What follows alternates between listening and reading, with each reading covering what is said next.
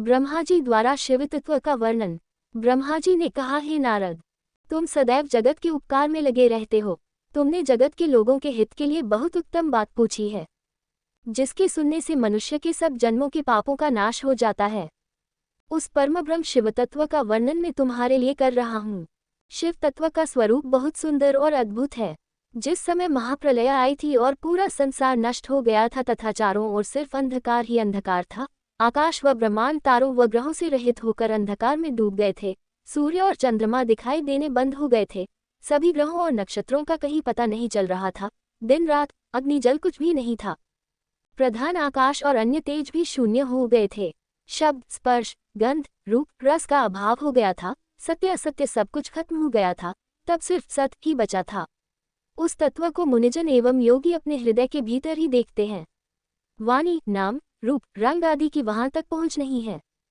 उस परब्रह्म के विषय में ज्ञान और अज्ञान से किए गए संबोधन के द्वारा कुछ समय बाद अर्थात सृष्टि का समय आने पर एक से अनेक होने के संकल्प का उदय हुआ। तब उन्होंने अपनी लीला से मूर्ति की रचना की।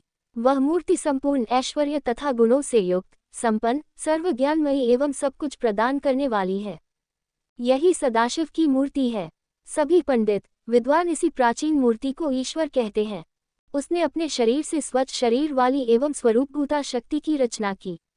वही परमशक्ति, प्रकृति गुणमयी और बुद्धित्व की जननी कहलाए। उसे शक्ति, अंबिका, प्रकृति, संपूर्ण लोकों की जननी, त्रिदेवों की माता, नित्या और मूल कारण भी कहते हैं। उसकी 8 भुजाओं एवं मुख की शोभा विचित्र है। उसके मुख के सामने चंद्रमा की कांति भी क्षीण हो जाती है। विभिन्न प्रकार के आभूषण एवं गतियां देवी की शोभा बढ़ाती हैं। वे अनेक प्रकार के अस्त्र शस्त्र धारण किए हुए हैं। सदाशिव को ही सब मनुष्य परम पुरुष, ईश्वर, शिव शंभु और महेश्वर कहकर पुकारते हैं। उनके मस्तक पर गंगा, भाल में चंद्रमा और मुख में 3 नेत्र शोभा पाते हैं। उनके 5 मुख हैं तथा 10 भुजाओं के स्वामी एवं त्रिशूलधारी हैं। वे अपने शरीर में भस्म लगाए हैं। उन्होंने शिवलोक नामक क्षेत्र का निर्माण किया है। ये परम पावन स्थान काशी नाम से जाना जाता है। ये परम मोक्षदायक स्थान है। इस क्षेत्र में परमानंद रूप शिव पार्वती सहित निवास करते हैं। शिव और शिवा ने प्रलयकाल में भी उस स्थान को नहीं छोड़ा, इसलिए शिवजी ने इसका नाम आनंदवन रखा है।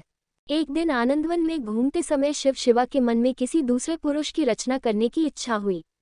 तब उन्होंने सोचा कि इसका भार किसी दूसरे व्यक्ति को सौंपकर हम यहीं काशी में विराजमान रहेंगे। ऐसा सोचकर उन्होंने अपने वामभाग के 10वें अंग पर अमृत मल दिया, जिससे एक सुंदर पुरुष वहां प्रकट हुआ, जो शांत और सत्व गुणों से युक्त एवं गंभीरता का अथाह सागर था।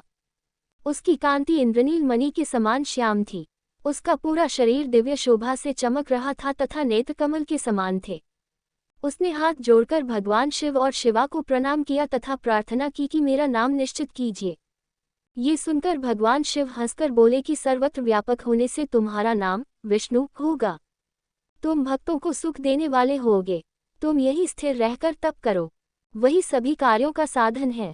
ऐसा कहकर शिवजी ने उन्हें ज्ञान प्रदान किया तथा वहां से अंतर्धान हो गए। तब विष्णुजी ने 12 वर्ष तक वहां दिव्य तप किया। तपस्या के कारण उनके शरीर से अनेक जलधाराएं निकलने लगी। उस जल से सारा सुना आकाश व्याप्त हो गया। वह ब्रह्मरूप जल अपने स्पर्श मात्र से पापों का नाश करने वाला था। उस जल में भगवान विष्णु ने स्वयं शयन किया। नार अर्थात जल में निवास करने के कारण ही वे नारायण कहलाए। तभी से उन महात्मा से सब तत्वों की उत्पत्ति हुई। पहले प्रकृति से महान और उससे 3 गुण उत्पन्न हुए तथा उनसे अहंकार उत्पन्न हुआ। उससे शब्द, स्पर्श, रूप, रस और गंध एवं 5 भूत प्रकट हुए। उनसे ज्ञानेंद्रियां एवं कर्मेंद्रियां बनी। उस समय एकाकार 24 तत्व प्रकृति से प्रकट हुए एवं उनको ग्रहण करके परम पुरुष नारायण भगवान शिवजी की इच्छा से जल में सो गए।